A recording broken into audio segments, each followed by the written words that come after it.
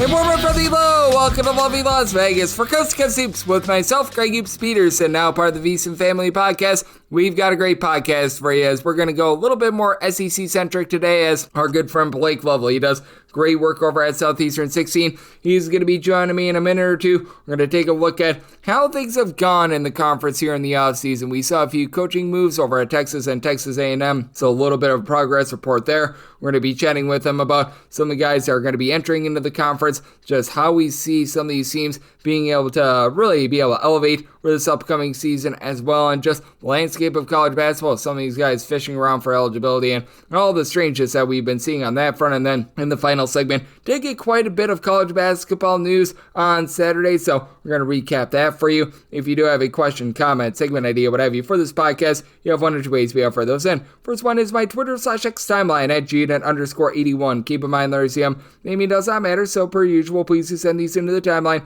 And the other way is find an Apple Podcast review. If you rate this podcast 5 stars, it is very much appreciated. From there, you're able to fire in whatever you'd like to hear on this podcast via that 5-star review. And today, everything is brought to you by EdgeBoost. Over at EdgeBoost, they make sure that bettors are able to access their funds 24/7, 365, because unlike many places where they run on credit and things like this is just an account that you're able to utilize every single moment of every single day for all of your gambling transactions. And when you go to edgeboost.bet, utilize that promo code of Greg, G-R-E-G, you're able to get a $1 match on your first deposit up to $25. That's edgeboost.bet, promo code Greg. Now let's dive into it. Blake Lovell, he does such an amazing job over at Southeastern 16. Taking a look at this great game that we all know and love of college basketball. He, much like myself, covers this all 12 months out of the year. I know that he is very dedicated to what we're going to be getting this upcoming season out there in the SEC, and he was along for the ride every step of the way with regards to the historic season that we saw out there in the SEC last season. And you're able to follow him on the old Twitter/X at the Blake Lovell. Last name is spelled Lovell. And Blake, always a pleasure, my friend. Thank you so much. Yeah, thanks as always for having me, Greg. Thank you for joining me, Blake. And Blake, it has been a very rambunctious offseason as I refreshed, and we are seeing north of 2,540 players in the transfer portal. And just what do you make out of this offseason? Because I do think that NIL and everything like that is a good thing for these players. I do think that what we were doing previous to the last few seasons was very much a disservice to these guys. And at the same time, I think that we've gone too far and it's become the Wild Wild West. And somehow, some way, we need to get a little bit more control over what has been a very unmitigated and uncontrolled situation.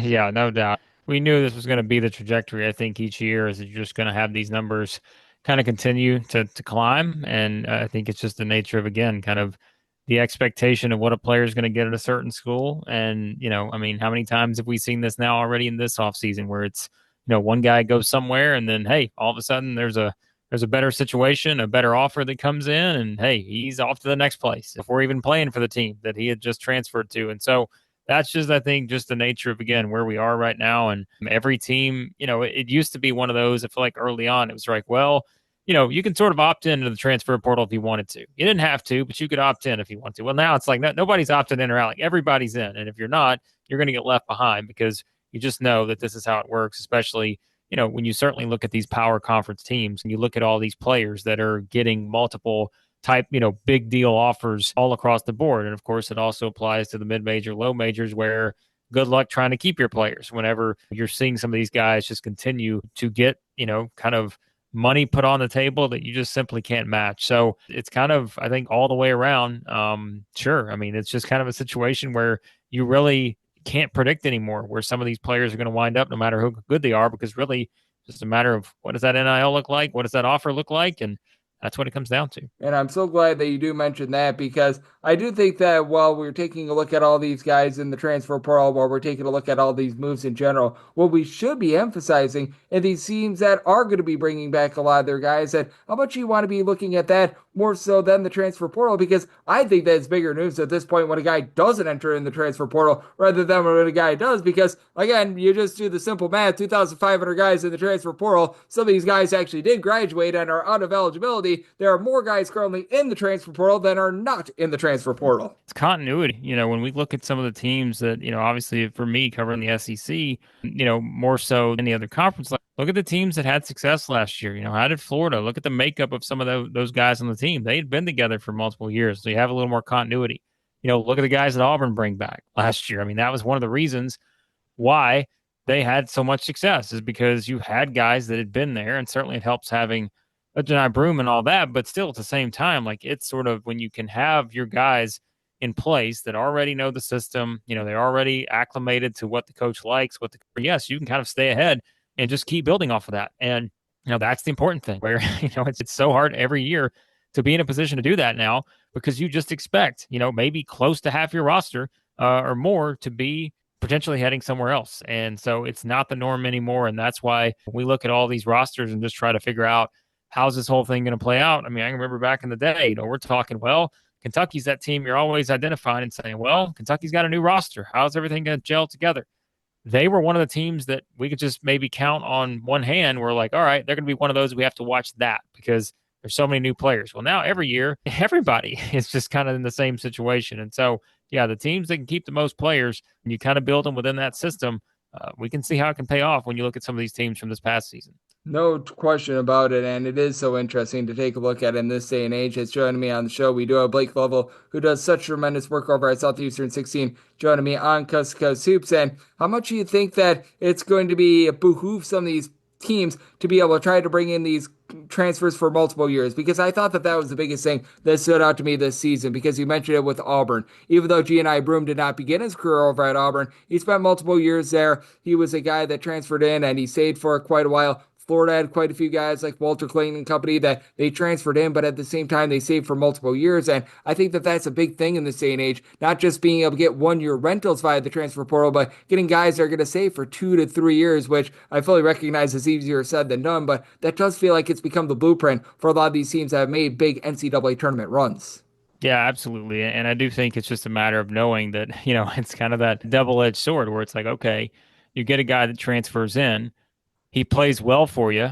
He's one of your top players. You know just how it works now where that asking price probably goes up, right? And I can tell you there have certainly been situations like that in the SEC this season where you've had guys who emerged this past year and were in a position where, they're sitting there kind of in a spot where, all right, they did well. And all of a sudden, everybody else sees that. And so now can that team that had them on the roster be able to match whatever else is out there? And I can tell you there have been probably a handful of situations, if not more, in the SEC where that's happened, where it's like, hey, guy would love to come back, but you know what? He all of a sudden, became a bigger star or, is one of the bigger stars in the league. And then boom, like, hey, there are going to be other people out there saying, well, you know what? We can top that. We can match. We can do better and all those things. And that, like we said at the beginning, is just really where we're at right now. And so, that's the thing. If you're able to keep these guys, it's going to come at a cost. But you know what? Sometimes it's just a matter of there are certain guys, as we know, Greg, not everyone's motivated by the financial side of this thing. But when you do open it up in this sort of scenario, it's not going to be surprising if that drives a lot of this, which we know still it's not everyone, but it is. Yeah, but I mean, it's one of those things where if you're working a regular 9 to 5 job, if one company is going to pay you $50,000, one company is going to pay you $100,000, even though you might not like that company as much as it's going to pay you $100,000, let's call it what it is. It's hard to turn down double the money. So I'm right there with you. And just in terms of the SEC right now, have there been any teams that you've really identified that they are going to be running it back a little bit more than a lot of these other teams? Because I do think that it is so interesting to look at this landscape of college basketball, because there's very few teams I look at and I feel like they have a good core. Purdue really comes to mind. Houston, those are teams that are outside the SEC. But have there been any teams within the conference that you've identified that you think, man, even though they might not be bringing back like 100% of their minutes, because nobody's going to be, they actually have a relatively good base and they don't need to get like 17 players via the transfer portal to be solid this season? Yeah, I mean, I think, certainly when you look at Florida, right? I mean, just the fact that they're going to bring back pretty much the entire nucleus of their front court. I mean, that is just a jarring thing for a national championship team, right? And so thinking about the possibility of them bringing back their 4 main guys there, I think that is obviously could be very significant. Now, we know they lose some guys from the backcourt that they've already kind of been able to replace in terms of some of those positions. But I think you have to start, to me, with Florida in terms of just bringing back the nucleus that really propelled them to the national championship. We all know how good the guards were, Walter Clayton and Elijah Martin, Will Richard and those guys. But when you think about, Thomas Houck, Alex Condon, Chenyolu, Han Logden, potential of having all those guys maybe back in the mix, I just think that is about as good as it gets out there. Maybe not just in the SEC, but nationally, when you can start that. And of course, knowing, picking up a Xavier Lee and guys like that. So yeah, I mean, I think Florida's obviously in a really good position to start off the season, in that top 15, top 10-ish probably range. And then you look at some of the other SEC teams in terms of kind of bringing back some of their key players. Missouri, just getting Mark Mitchell back, I think is significant. You've got some other guys, whether it's Robinson and some of the guys who were on the roster last year, that's going to be big for them because I don't know that they've made the biggest splash, in the transfer portal, maybe compared to some of these other teams, but I still think that's where, okay, you've got some guys coming back that you feel pretty good about. Also, I think Texas, to me, Greg, is a team that I really have my eye on. They have done some good work, obviously, under Sean Miller so far in the transfer portal, but bringing back potentially that trio of Jordan Pope, Kendall Weaver, like Tremont Mark, like I think that is a great starting point for a team that really feels like with the additions they've made in the front court, I think Texas is a team we're going to go into next season and say, if people are sleeping on them, they shouldn't be because it's a new coach. I think the roster looks really good right now with some of the additions they've made. But again, going back to kind of the nucleus that they're going to bring back, especially at the guard position, I think that's significant. And the other team I would mention is Vanderbilt because I think they're another one just like last year, maybe was not getting enough love. But if they are in a situation where let's say they bring back, a McLaughlin, Tyler Nickel, Tyler Tanner, those guys, and you look at the additions that Mark Byington has made, whether it is looking at the potential of a Frankie Collins, Mike James, Jalen Washington, all those guys, I think, Vanderbilt is in a position where I put them ahead of several SEC teams right now, just based on kind of the returning group they're going to have. And they still have a couple more spots. Certainly they need to fill, but it's not everyone, even you can look at teams like Alabama, right? Like they've got a couple guys that are going to come back that'll play a big role. But I think overall from that standpoint, and maybe I should have mentioned Arkansas too, because, if you have those two guys are going to be sophomores now, and Billy Richmond and Carter Knox, if they both come back, DJ Wagner, Brazil, all those guys, I think Arkansas will be there right in terms of being the possible front runner as the SEC favorite maybe heading into next season. So you've got quite a few teams that are in a good position, it feels like, just by bringing back some of the guys that were on last year's roster. I totally agree with you, and we're always in a good position on this podcast when we do have Blake Lovell aboard. He does great work over at Southeastern 16, joining me on Coast to Coast Hoops, and I do think that it's interesting to take a look at those two teams with a new coach as well, because you mentioned with Texas, you're really keeping your eye on them, I think very rightfully. So you bring back a guy in Sean Miller who he'd still be at Arizona most likely right now if it wasn't for the fact that DeAndre Ayton made $100,000, which you look at it in this day and age and you sort of laugh. It's like, wow, DeAndre Ayton only got $100,000. He'd be getting a whole heck of a lot more if he would have been born like 5 or 6 years later, but that's what was going down in college basketball in that day and age. And then Bucky McMillan over at Texas A&M, I think is so intriguing as well. How do you take a look at the two? I mean, for not even just rosters of those teams, but the styles as well, because we know that with Xavier last season under Sean Miller, they were always a very up-tempo team. And with Bucky McMillan, he plays a style of basketball that the SEC, I just don't think has ever really seen before. Yeah, it is going to be different. And I think if you do start with the Aggies, I mean, certainly you talk about a big change from what we had with Buzz Williams, where it seemed like our conversations all the time about Texas A&M were, man, they're going to defend you, but good luck trying to figure out what they're going to shoot from a percentage-wise anywhere on the floor, not just in one area, like literally anywhere. And so it's going to be much different now because we know they're going to try to build in a different way. They're going to play a much different way. And I think it's going to be interesting just to see how he fills this roster out. He had another SEC to SEC transfer, picking up Duke Miles, which I thought was a significant addition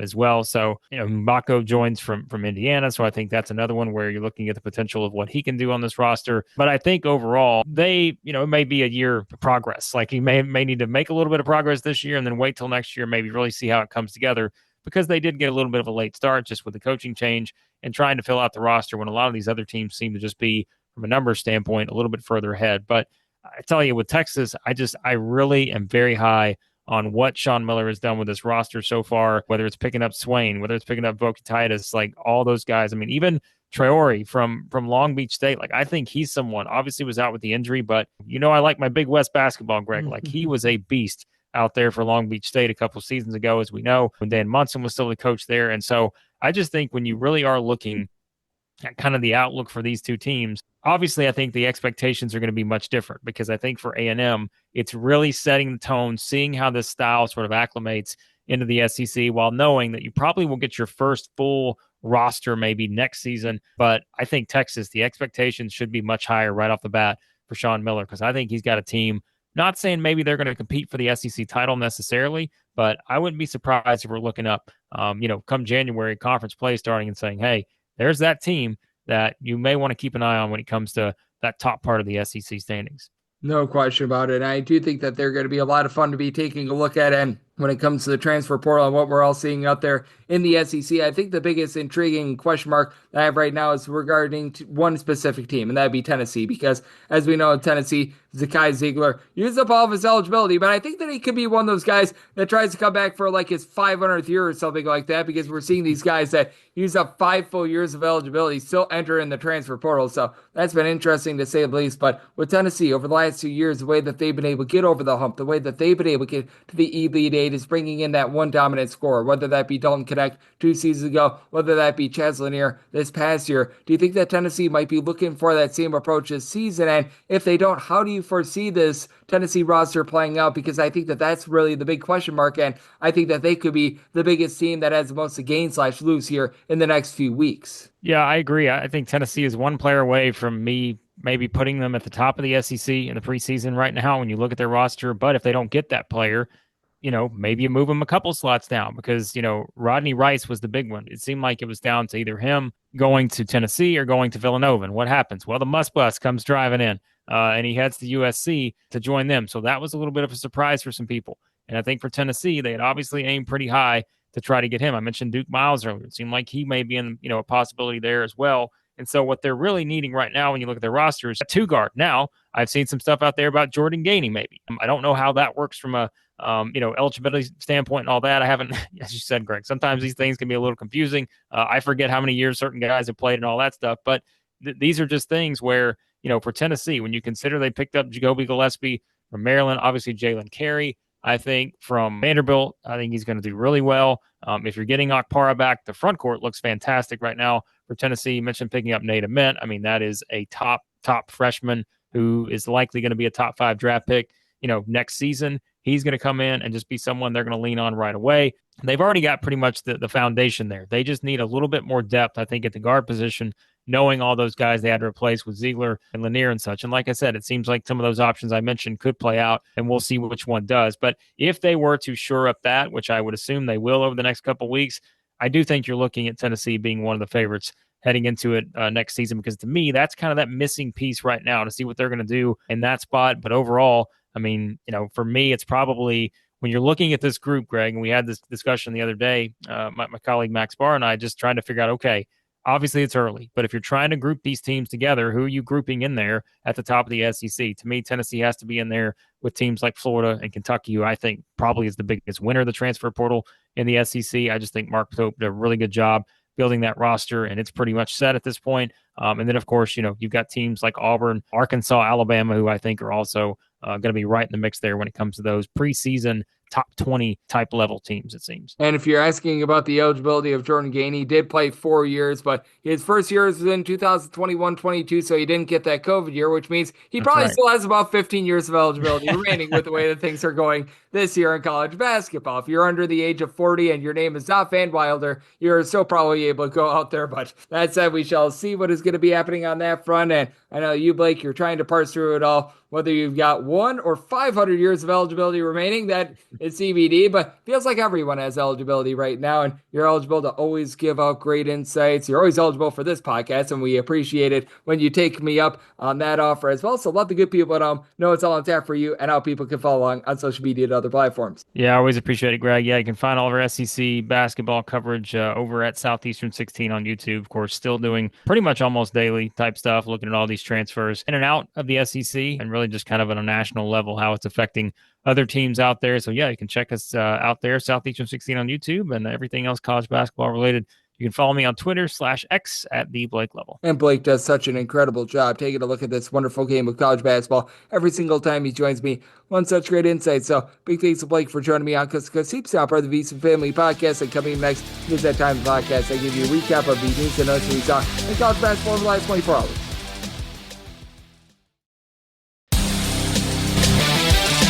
We're back. You're lovely Las Vegas for Coast to Coast Hoops with myself, Greg Hoops Peterson, now part of the VSiN Family Podcast. It was great to be joined by Blake Lovell, who does such amazing work over at Southeastern 16. Take a look at this great game that we all know and love of college basketball. Every single time he joins me, he lends such great insights. Did so once again today. So a big thanks to our good friend Blake for joining me in the last segment. Now it is that time of the podcast to give you a recap of the news and notes that you saw in college basketball over the last 24 hours. I just have to throw this in there for giggles. This guy was a pretty highly touted recruit coming out of the junior college ranks a few seasons ago. Did not play at all last season, but he is looking to resurface at the Division I level. Always right. His first name is always. His last name is right. He's going to UT Rio Grande Valley. When he last appeared for Rhode Island, was not a great shooter. Only gave you about 2.5 points per contest. Did throw in there 2 assists per game, so might be able to give you a little bit of facilitation. Again, really did not get out there on the floor last season, but the fact that you've got a guy by the name of Always Right who's going to be heading to UT Rio Grande Valley, the Vaqueros, I think that that's a win in my book, so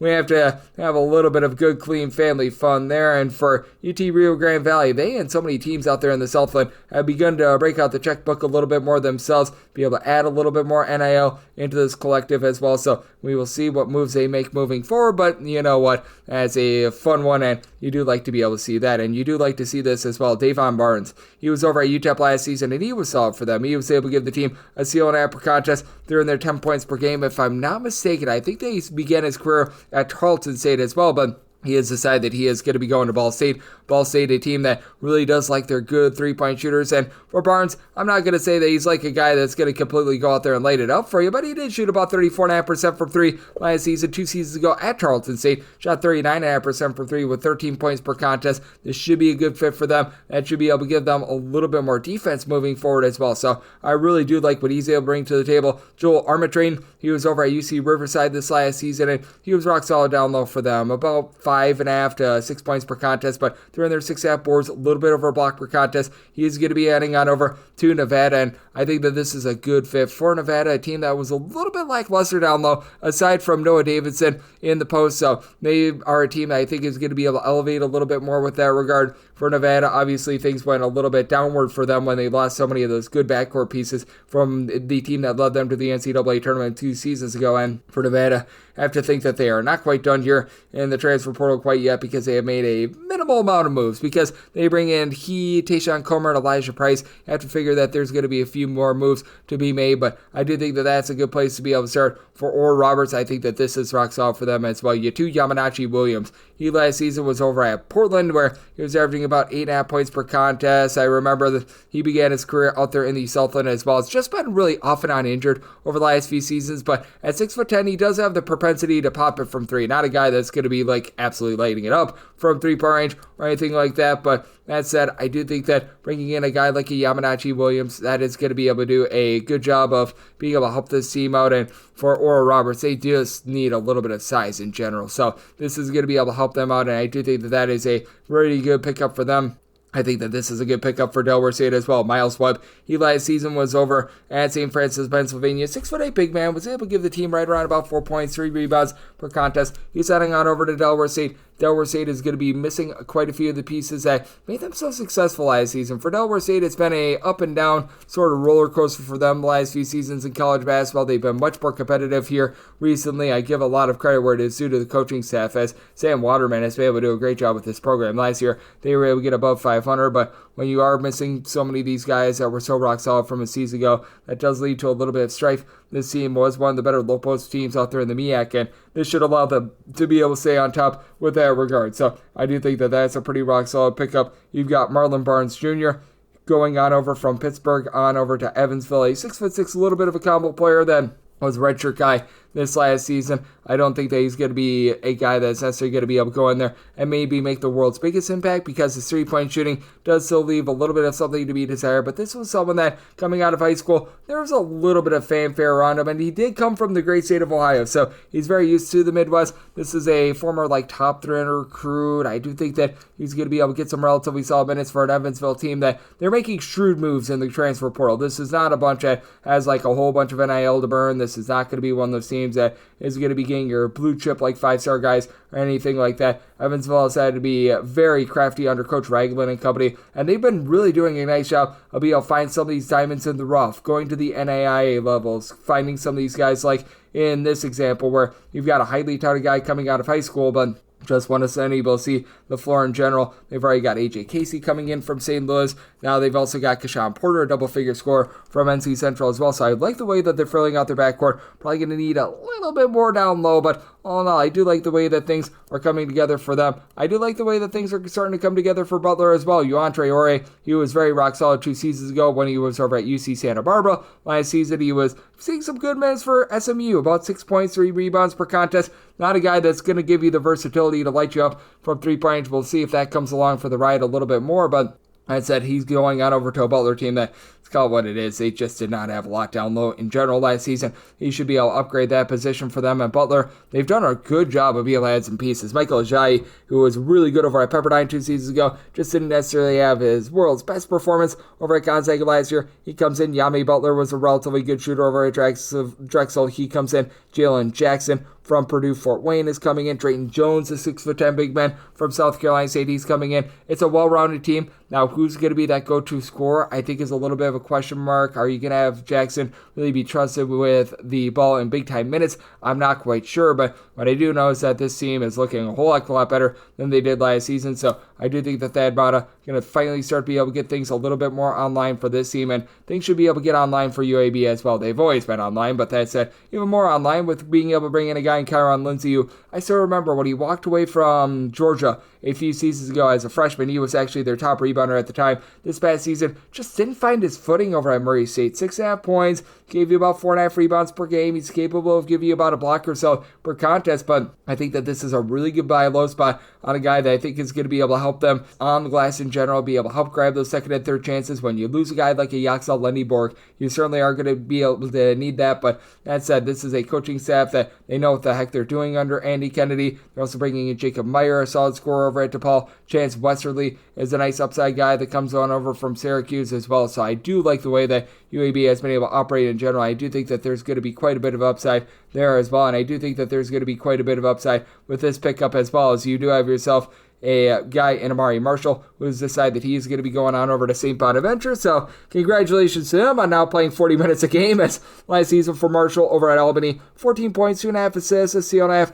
per contest. So the Bonnies, they're going to be able to get a nice add here. He was a guy that was able to shoot in the mid-30s from 3-point range. For St. Bonaventure, they always like these well-rounded players. He's able to stuff the statue. Again, Dr. Schmidt, for the love of Pete, you can go with more than 5 guys in your rotation. And for St. Bonaventure, because they did lose darn near everyone from a season ago, it is going to be a fresh rotation for them. But for St. Bonaventure, I do think that that's a pretty solid add. This very much fits the system in which they play. Now the question is, what else are you going to add around them? Because they still do have a few other guys that they're going to need to add in the transfer portal in order to, have any sort of a rotation whatsoever. They're also bringing in Frank Mitchell from Minnesota. I think that that's a solid add. Daryl Simmons from Gardner-Webb could give you a little bit at the point guard spot. Braden Jackson coming in from Buffalo, I don't know what he's going to be able to provide you. He's going to be on the bench. But that said, I do think that things are on the up and up there. You've got Andrew King, who he was a king over at Elon this past season, was able to give out about 3.5 assists per game. Didn't really give you a lot of scoring. He only gave you about 5 points per game, was not a great 3-point shooter, but that said, he's heading out over to a Youngstown State team that they've been forming a little bit of a new identity. They've been a much more defense-oriented team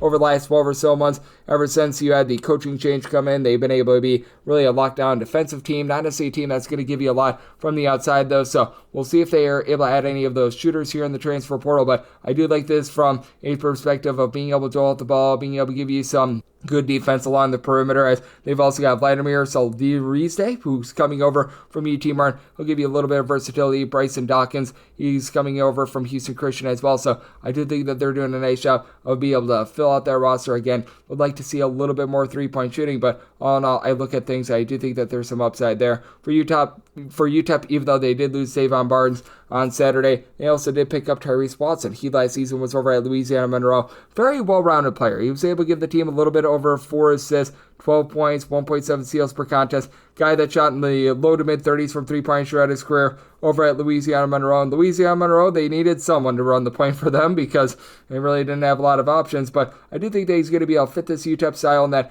he's got very good active hands along the perimeter. He should be able to generate a few turnovers. And for UTEP, the question becomes where else are you going to be going from here? Because you do need a few other guys to be able to fill out this roster. I think that this was like the first main guy that they picked up in the transfer portal. So I've gotten a little bit of a slow start there, but I do like the fact that they bring in this man, and I do think that he's going to be able to help elevate them moving forward. And I think that this guy is going to be able to help elevate as well. As you've got Seydou Traore. He was over at Iowa this last season. Solid player for them at about 6'7". Not a guy that's going to give you a whole bunch of three-point shooting or anything like that, but 6 points, 3 rebounds per game last season over at Iowa. Previously, he was over at Manhattan where he was able to give the team more like 12 points, 8 boards. He has decided that he's going to Utah. Utah is a team that is very much built around low post play. Obviously, we're going to see a coaching regime change for them this season, but the fact that they're going to be able to stay with that identity that they've had last few seasons of being able to own the boards is something that you do like to see, because you just check out what Utah has done here in the transfer portal. They have added quite a few big men. They've got Keanu Dawes,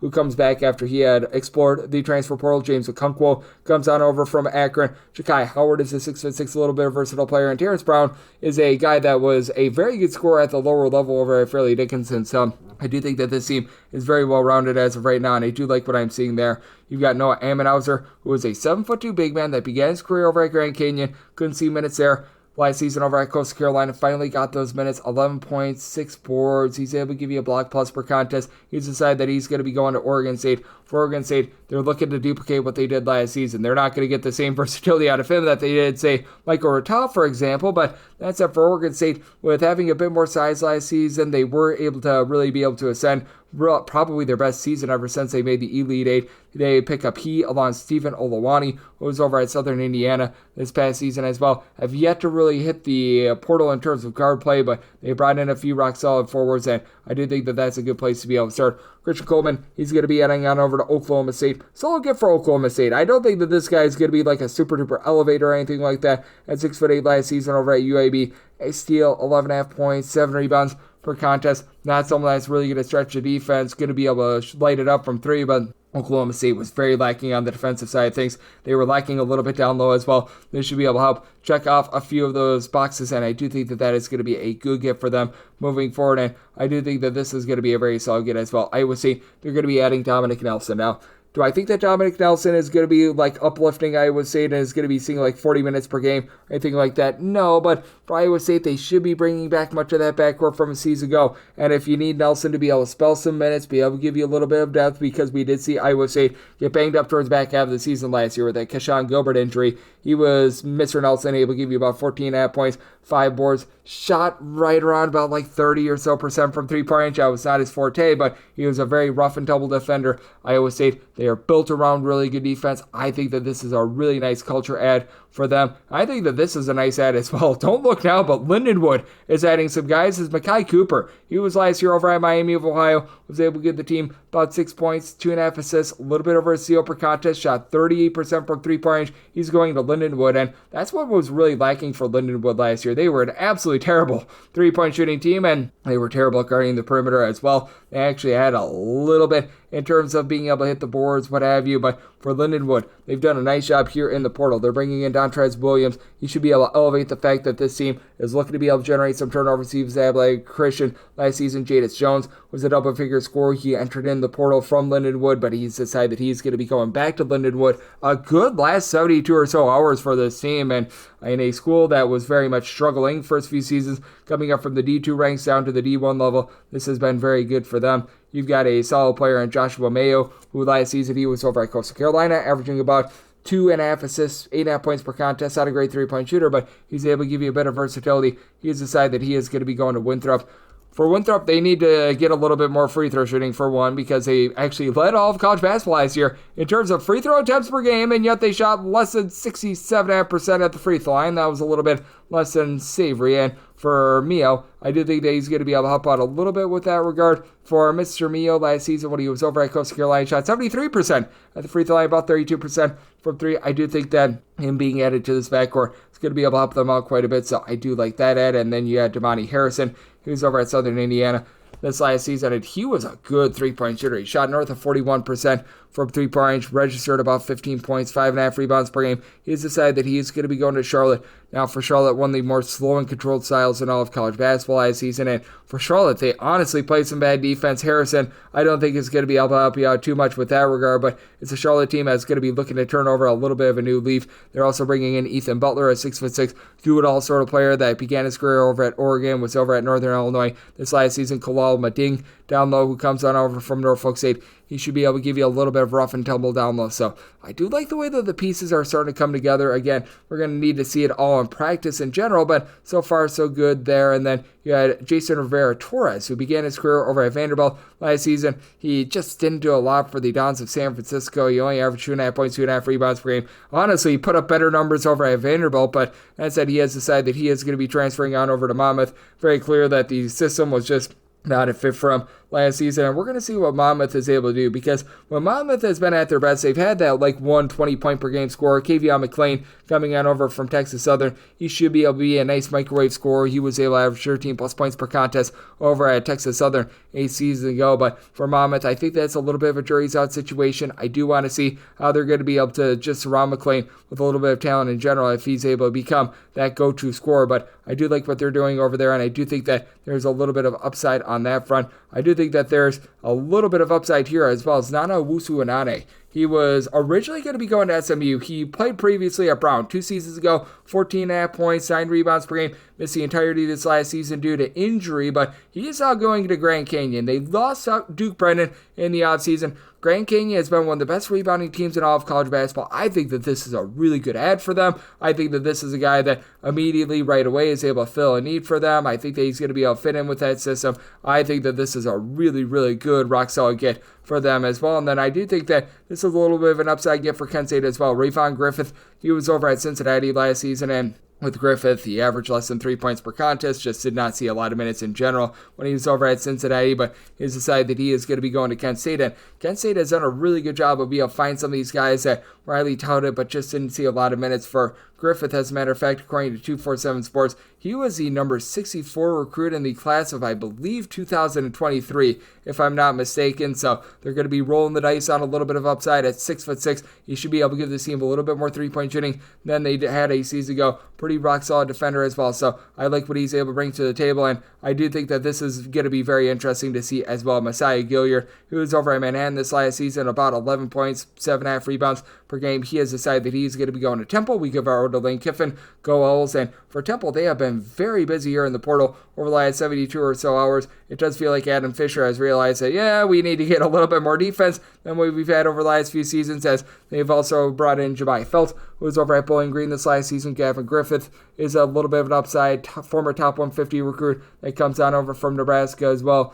Manhattan's Gilliard was a guy that was able to put up numbers, but wasn't necessarily at the, shall we say, world's highest level of basketball. They're trying to bring in a little bit of everything, and I think that they're doing a good job of checking those boxes. You've got Anthony Arrington, who was over at Wofford this last season. He has decided that he is going to be going to Mount St. Mary's. He was able to average last season about 4 points per contest, and for the Mount, I do think that this is a pretty solid ad for them. They've done a nice job being able to gamble on some of these guys over the last few seasons. That they were like solid but not necessarily amazing at the previous stop. With Arrington, this is a little bit more of a one-trick pony sort of guy, not necessarily the world's greatest defender, as Wofford in general it's just never been a great defensive team. But 2 seasons ago, he was able to shoot about 40% from three-point range. Last season, we saw a little bit of a drop-off there. If they're able to get the guy that we saw 2 seasons ago, I think that this is going to be really good. And for Mount St. Mary's, one of the biggest things for the team is just being able to protect the ball. That was one of their biggest kryptonites last season. But that said, I do think that this is going to be a move that really helps out that offense. So I do like that move. And then you saw Caleb Middleton. He last season was over at New Hampshire. He was able to give the team about 3.5 rebounds per game. He saw a lot of minutes because, well,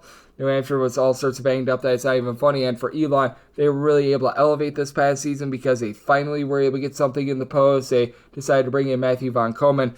Now, I don't think that Middleton is going to have quite that sort of an impact, but as a 6'11" body that's going to help out an Elon team that lost, I'm going to call it here, darn near everything in the transfer portal this past season. So I do think that this is a solid way to be able to get a little bit of that talent back. Now, Elon has got a lot of moves to be made in the transfer portal because they just haven't necessarily been able to bring in a ton of guys thus far. This is either move number 1 or move number 2 for them, as I believe that they also are going to be bringing in a guy, Bryson Cockley, who was over at George Mason this past season as well. But I do think that that's a step in the right direction, and hopefully we're able to get you in the right direction for getting prepared for the 2025-26 college basketball season. And if you do like hearing from this fine podcast, Coast to Coast Hoops, you're able to subscribe wherever your podcasts, Apple Podcasts, Google Play, Spotify, Stitcher, and TuneIn. If you have a question, comment, segment idea, what have you for this podcast, you have one of 2 ways to be able to those in. First one is my Twitter/X timeline at @GUnit_81. Keep in mind, Larry Sam, the does not matter, so per usual, please do send these into the timeline. And the other way is find an Apple Podcast review. If you rate this podcast 5 stars, it is very much appreciated. And then from there, you're able to fire in whatever you like here on this podcast via that 5-star review. And a big thanks to Blake Lovell of Southeastern 16 for joining me in the last segment. And I'm with you guys every single day on this podcast, regularly Tuesday and on Tuesday. So I'll be back with you once again tomorrow. Thank you.